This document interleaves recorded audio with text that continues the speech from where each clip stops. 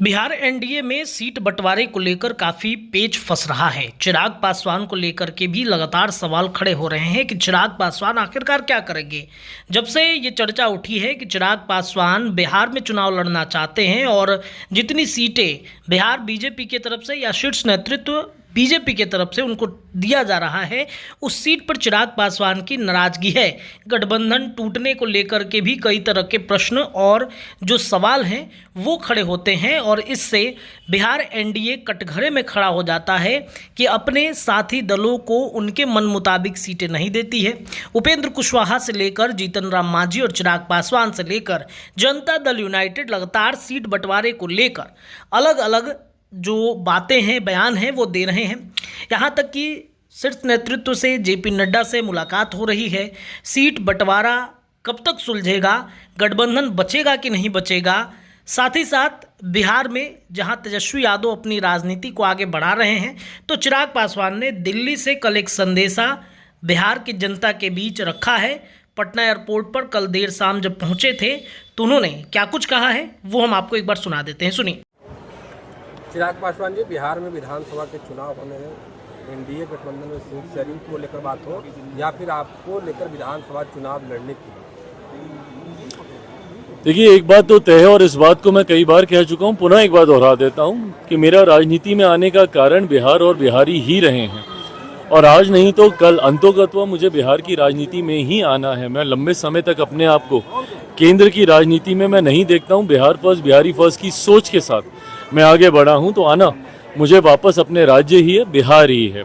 पर ये कब होगा, ये फैसला पार्टी के द्वारा लिया जाएगा। जहां तक रही बात बिहार विधानसभा चुनाव को लेकर सीट शेयरिंग की, ये उतने ही एमिकेबली इस मामले को सुलझा लिया जाएगा जितना एमिकेबली हम लोगों ने लोकसभा में सीटों का बंटवारा कर लिया था। उस वक्त भी कई तरीके के प्रश्न उठे थे कि सीट शेयरिंग आसान नहीं होगी, तमाम दलों को समाहित नहीं किया जा पाएगा।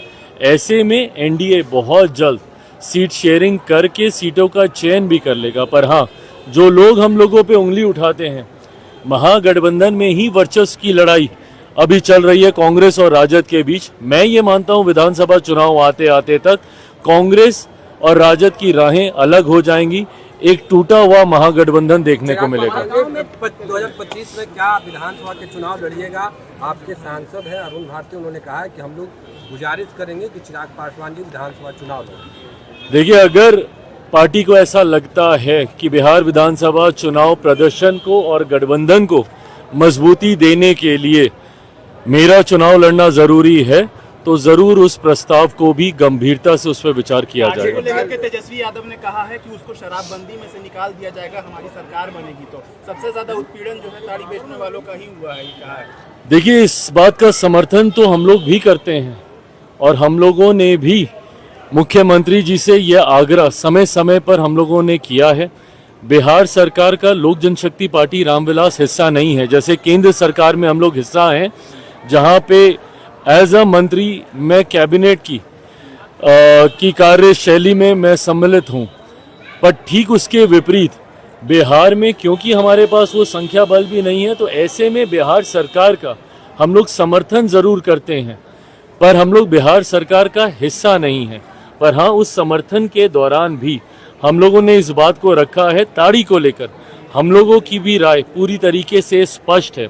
ये एक प्राकृतिक पदार्थ है, इसको शराब की श्रेणी में लाना उचित नहीं होगा।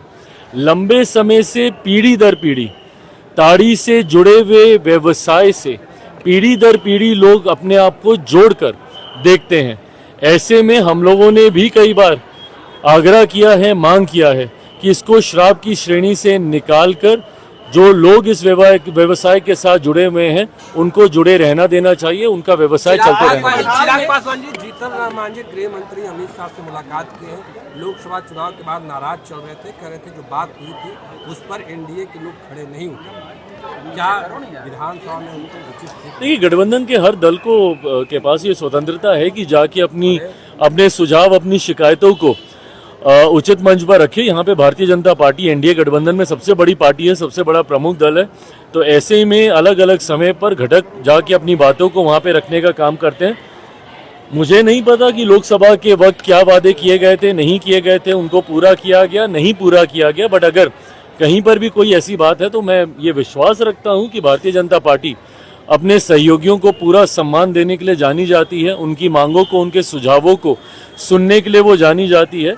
तो अगर कोई भी ऐसी बात होगी तो मांझी जी की आज मुलाकात हुई है माननीय गृह मंत्री से, तो उन्होंने अपनी बातों को रखा होगा और उन्हें संतोषजनक जवाब मिला होगा। आतंकी हमले में सुरक्षा में चूक मानते हैं आप या आप नहीं? देखिए, ये पूरी तरीके से जांच का विषय है कि कहाँ पे क्या चूक हुई है। क्या कोई इंटेलिजेंस फेलियर है या कहीं पे कोई ऐसी जानकारी जो आपके पास थी उसके बावजूद उसको साझा नहीं किया गया है। जो भी है ये जांच का विषय है। पर जांच के साथ साथ आज की तारीख में जो देशवासी जिस चीज़ का इंतज़ार कर रहे हैं कि एक कड़ी कार्रवाई हो, हर एक खून की गिरी हुई बूंद का बदला लिया जाए पाकिस्तान आतंकी और उनके आकाओं से, उस दिशा में सरकार जल्द हमारे प्रधानमंत्री नरेंद्र मोदी जी के नेतृत्व में कदम उठाएगी, ये मैं जरूर विश्वास दिलाता हूं।